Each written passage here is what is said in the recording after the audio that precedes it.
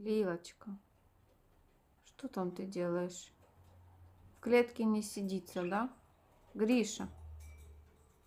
Гриша, позови свою подругу обратно. Гриша, кстати, так никогда не делает.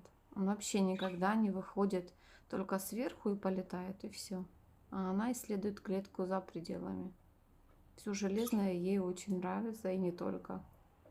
Бедная птичка. Еды нету, да, нужно на бассейне искать себе еду. Так вкуснее, наверное, отбросы.